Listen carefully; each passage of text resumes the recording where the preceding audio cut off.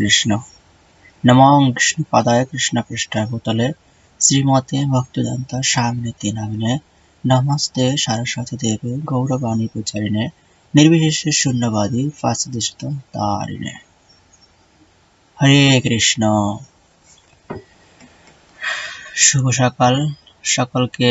এই শুভ সকালে কৃষ্ণের প্রতি শুভেচ্ছা ও ভালোবাসা। তা আজকে যে বিষয়টি কথা বলবো বা আপনাদের মাঝে শেয়ার করব সেটা হচ্ছে একাদশী সংবাদ। হরে কৃষ্ণ। তা আজ একাদশী ব্রত 26/12/2024 ইংরেজি, রোজ বৃহস্পতিবার। পবিত্র সফলা একাদশীর উপবাস ব্রত পারণ পরের দিন 7:39 থেকে 10:12 পর্যন্ত। তাই আসুন আমরা সবাই ভগবান প্রদত্ত একাদশী ব্রত পালন করি এবং মানব জীবন সার্থক করি। আমরা নিজেরা একাদশী ব্রত পালন করি এবং অন্যকে একাদশী ব্রত পালনের জন্য উৎসাহিত করি।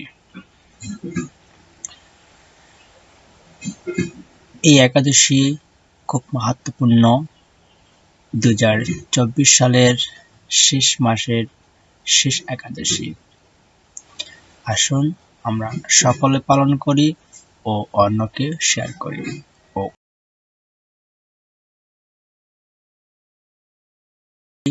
খুব মাহাত্ম্যপূর্ণ। 2024 সালের শেষ মাসের শেষ একাদশী। আসুন আমরা সকলে পালন করি ও অন্যকে শেয়ার করি ও উৎসাহিত করি। তা আজকে এই একাদশী মাহাত্ম্য সম্পর্কে আমরা কিছু কথা শ্রবণ করি। একাদশী ব্রত মাহাত্ম্য। পৌষ মাসে কৃষ্ণপক্ষের একাদশী নাম সফলা একাদশী। ব্রহ্মাণ্ড পুরাণে যুধিষ্ঠির মহারাজ সংবাদে এই তিথির মাহাত্ম্য বর্ণিত রয়েছে। যুধিষ্ঠির মহারাজ বললেন প্রভুকে, পৌষ মাসে কৃষ্ণপক্ষে একাদশীর নাম কি বা বিধি কি? পূজ্য দেবতা সম্পর্কে আমাকে বলুন। শ্রীকৃষ্ণ বললেন, হে মহারাজ যুধিষ্ঠির, যে স্নেহবশত এই ব্রতর কথা আমি বলছি তা তুমি শ্রবণ করো। এটা বহু দান দক্ষিণাযুক্ত যজ্ঞাদি দ্বারা আমি সেরকম সন্তুষ্ট হই না। ভগবান বলছে এগুলি দ্বারা আমি সন্তুষ্ট হই না। যত্ন সহকারে এই ব্রত পালন কর্তব্য সকলেরই।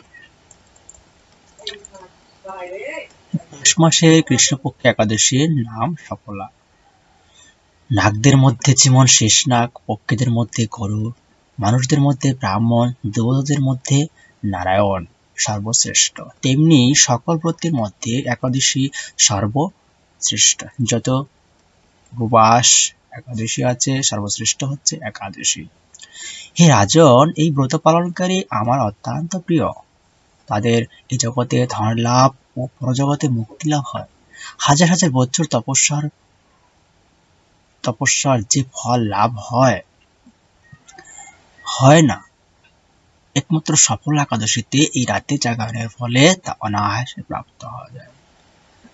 মহিষান্বিত নামে এক রাজা প্রসিদ্ধ চম্পাবতী নগরে বাস করতেন। রাজার 4 জন পুত্র ছিল, কিন্তু তার জ্যেষ্ঠ পুত্র লম্পক সর্বদা স্ত্রী গমন, মদ্যপান প্রভৃতি ও অসক্ত কার্যে রত ছিল। সে সর্বক্ষণ ব্রাহ্মণ, দেবতা ও দেবতাদের নিন্দা করত। পুত্রের এই আচরণে বিতক্ষ হয়ে রাজা তাকে রাজা থেকে কি করলেন? বের করে দিলেন। স্ত্রী, পুত্র, পিতামাতা, আত্মীয় স্বজন পরিত্যক্ত হয়ে সে এক গভীর বনে প্রবেশ করল। সেখানে কখনো জীব হত্যা, আবার কখনো চুরি, কখনো মারধর, এভাবে করে তার জীবন কাটতে লাগলো। কিন্তু রাজপুত্র বলে সে অপরাধ থেকে মুক্তি পেল। পুনরায় সে বনে গিয়ে জীব হত্যা, ফলমূল আহার করে জীবন ধারণ করতে লাগলো। বহু বছর এর পুরনো একটি বিশাল অশ্বত্থ বৃক্ষ ছিল সেই বনে। সেখানে ভগবান শ্রী বাসুদেব কি করতেন? বিরাজমান। বলে বৃক্ষটি দেবত্ব প্রাপ্ত হয়েছিল। সেই বৃক্ষতলে পাপ বুদ্ধি লুম্ভক বাস করত। বহুদিন পর তার পুনর্জন্মের পুণ্যের ফলে সে পৌষ মাসের দশমীর দিনে কেবল ফল আহার করে দিন রাত যাপন করল। পরের দিন সূর্যোদয় হলে ও অসচেতন হয়ে পড়ে রইল। দুপুরের দিকে তার চেতনা ফিরল। ক্ষুধা নিবারণের জন্য সে অতি কষ্টে কিছু ফল সংগ্রহ করল। এরপর সে বৃক্ষতলে এসে পুনরায় বিশ্রাম করতে লাগলো। রাত্রিতে খাদ্যাভাবেই সে ক্রমশ দুর্বল হয়ে পড়ল। সে প্রাণ রক্ষার্থে ঈশ্বরের উদ্দেশ্যে ফলগুলি নিয়ে, হে ভগবান, আমার কি গতি হবে বলে অশ্রুপাত করতে করতে সে বৃক্ষমূলে, হে লক্ষ্মীপতি নারায়ণ, আপনি প্রসন্ন হন বলে নিবেদন করল। এভাবেই সে অনিদ্রায় ও অনাহারে সে রাত যাপন করল। ভগবান নারায়ণ সেই পাপী লুম্ভকে রাত্রি জাগরণকে একাদশীর জাগরণ এবং ফল অর্পণকে পূজ্য বলে গ্রহণ করলেন। এভাবেই অজ্ঞাতসারে লুম্বকের সফল একাদশীর ব্রত পালন হয়ে গেল।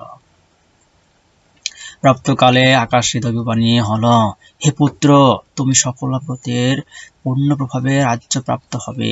সেই দৈববাণী শোনা মাত্রই লুম্ভক দিব্যরূপ প্রাপ্ত হল। তার পাপ বুদ্ধি দূর হল। সে নিজেই নিষ্কণ্ঠতার রাজ্য লাভ করল। স্ত্রী পুত্র সহ সব কিছু কাল রাজ্য সুখ ভোগ করে পুত্রের উপর রাজ্য সুখ অর্পণ করে সন্ন্যাস আশ্রম গ্রহণ করল।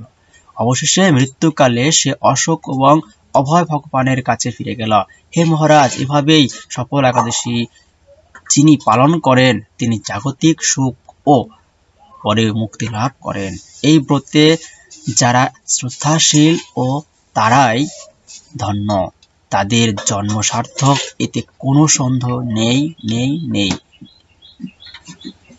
এই ব্রত পাঠ ও শ্রবণে রাজস্ব ও যজ্ঞের ফল লাভ হয়। হরে কৃষ্ণ।